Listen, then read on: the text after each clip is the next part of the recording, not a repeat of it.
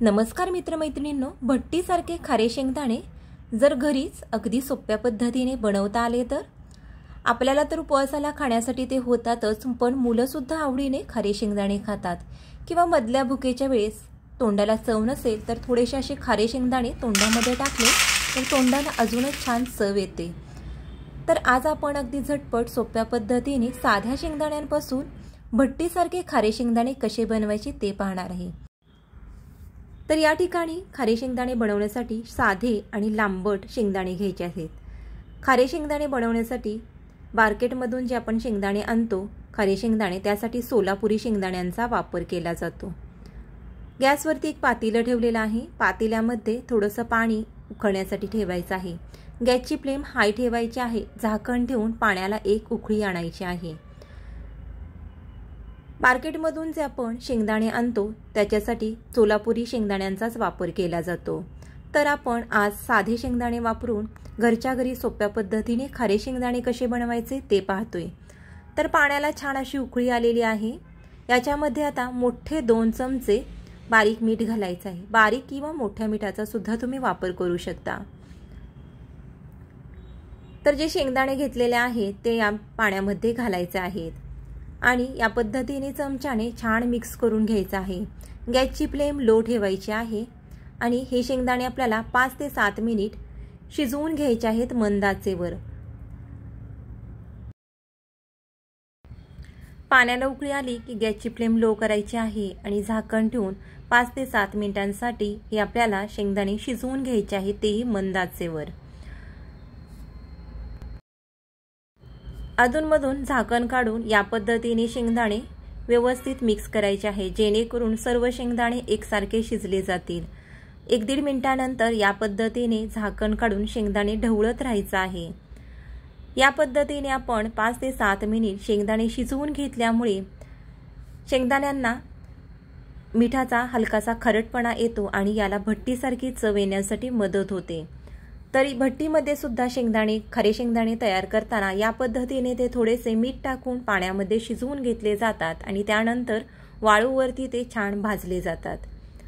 तर घरी सुद्धा आपण खारे शेंगदाणे बनवताना या पद्धतीने हे शेंगदाणे मीठ टाकून शिजवून घेतोय, जेणेकरून शेंगदाण्यांना आतपर्यंत थोडासा मिठाचा हलकासा खरटपणा येईल आणि खारे शेंगदाणे अजून चविष्ट लागतील। तर तुम्ही पाहू शकता 7 मिनिट झालेले आहे। शेंगदाणे अगदी हलकेसे शिजलेले आहेत। शेंगदाण्यांवरती या पद्धतीने आपल्याला शिजल्यानंतर सुरकुत्या दिसू लागतात। याच्यावरून तुम्ही ओळखू शकता की शेंगदाणे छान शिजलेले आहेत। आता आपण गॅस बंद करूया आणि हे पातेलं गॅसवरून खाली उतरून घेऊयात। शेंगदाण्यांमधील एक्स्ट्रा पाणी आपल्याला काढून टाकायचं आहे। त्यासाठी एक पातेले घेतलेलं आहे, त्याच्यावरती या पद्धतीने चाळण ठेवायचे आहे आणि शिजवलेले शेंगदाणे चाळणीवरती काढून घ्यायचे आहेत आणि शेंगदाण्यातील पूर्णपणे पाणी नितळून घ्यायचं आहे। एक सुती कपडा अंथरून घ्यायचा आहे। या ठिकाणी मी टॉवेल सुती अंथरलेला आहे, त्याच्यावरती हे शेंगदाणे अगदी पसरवून ठेवायचे आहेत आणि 10 मिनिट हे शेंगदाणे आपल्याला नॉर्मल करून घ्यायचे आहेत। अगदी पातळसर असे पसरवून घ्या किंवा हे शेंगदाणे तुम्ही 5 ते 7 मिनिटांसाठी फॅन खाली सुद्धा ठेवू शकता। शेंगदाणे पूर्णपणे आपल्याला थंड करून घ्यायचे आहेत।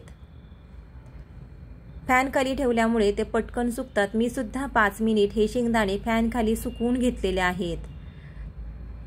तर हाताला जे वरून शेंगदाण्यांना पाणी लागत होतं ते आता बिलकुल हाताला पाणी लागत नाही। बऱ्यापैकी शेंगदाणे सुकलेले आहेत। सर्व शेंगदाणे आता परत आपण एका प्लेटमध्ये काढून घेऊयात। असे शेंगदाणे सुकवून घेतले की ते पटकन भाजले जातात, यासाठी सुकवून घ्यायचे आहेत। थोडा जास्त वेळ पण तुम्ही सुकवून घेऊ शकता। गॅसवरती जाडबुडाचा एखादा पसरट तवा ठेवायचा आहे किंवा एखादी जाडबुडाची कढई सुद्धा तुम्ही घेऊ शकता, पण थोडीशी पसरट असावी।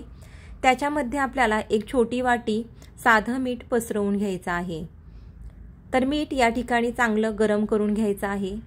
मिठामध्ये गरम करण्यासाठी ठेवल्यानंतर या पद्धतीने उलटण्याच्या साहाय्याने ते मीठ व्यवस्थित हलवून घ्यायचं आहे, नाहीतर मिठाच्या गाठी तयार होतात।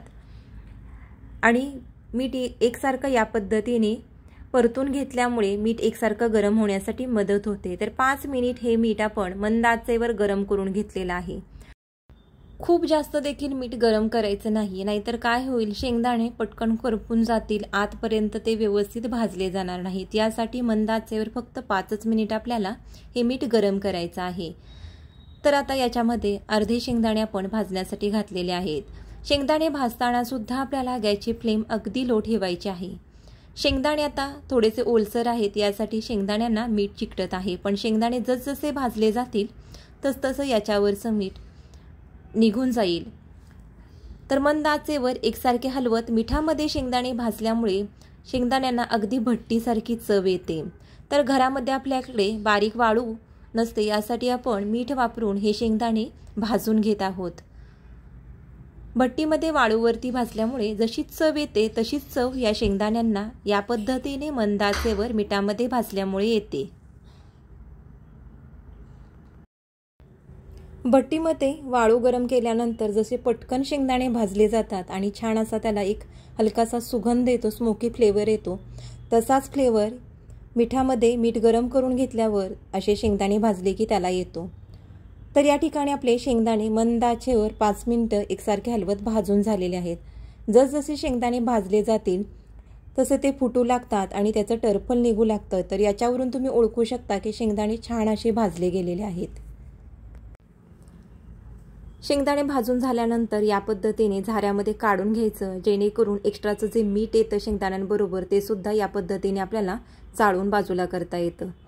तर बघू शकता शेंगदाण्याचा रंग बदललेला आहे आणि या पद्धतीने शेंगदाणे भाजले की ते खूप जास्त खारट देखील होत नाहीत।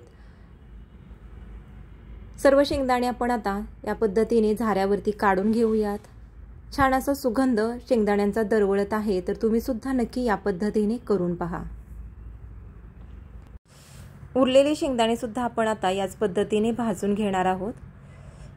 मीठ गरम आहे, त्यामुळे आता भाजण्यासाठी आपल्याला खूप जास्त वेळ लागणार नाही। सुरुवातीचे शेंगदाणे आणि नंतरचे शेंगदाणे भाजल्यानंतर ज्याचा रंगातील फरक तुमच्या लक्षात आला असेलच। दुसरे सुद्धा बॅच आपली या ठिकाणी भाजून तयार झालेली आहे। पाहू शकता शेंगदाणे भाजल्यानंतर टरफल निघू लागलेली आहेत आणि हलकेसे शेंगदाणे कडक झालेले आहेत।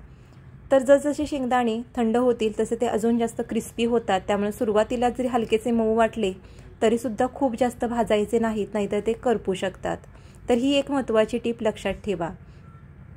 आणि हे जे मीठ आहे ते तुम्ही परत परत या पद्धतीने शेंगदाणे भाजण्यासाठी वापरू शकता, ते बिलकुल वाया जाणार नाहीत। किंवा केक बेक करण्यासाठी सुद्धा या पद्धतीने तुम्ही या मीठाचा वापर करू शकता। तर या ठिकाणी आपले खाण्यासाठी तयार झालेले आहेत भट्टीसारखे खारे शेंगदाणे। शेंगदाणे पूर्णपणे आता थंड झालेले आहेत, किती क्रिस्पी झालेले आहेत आणि याचा रंग सुद्धा चेंज झालेला आहे। अगदी खुसखुशीत असे भट्टीसारखे शेंगदाणे तयार झालेले आहेत। तर शेंगदाणे पूर्णपणे थंड झाल्यानंतरच हवाबंद डब्यामध्ये ठेवा, महिना दीड महिना हे बिलकुल खराब होणार नाहीत। तर तुम्ही सुद्धा नक्की करून पहा। रेसिपी आवडली असेल तर लाईक करा, शेअर करा आणि आपल्या चॅनलला सबस्क्राईब करा। आज वेळात वेळ काढून तुम्ही ही रेसिपी पाहिली त्यासाठी खूप खूप धन्यवाद।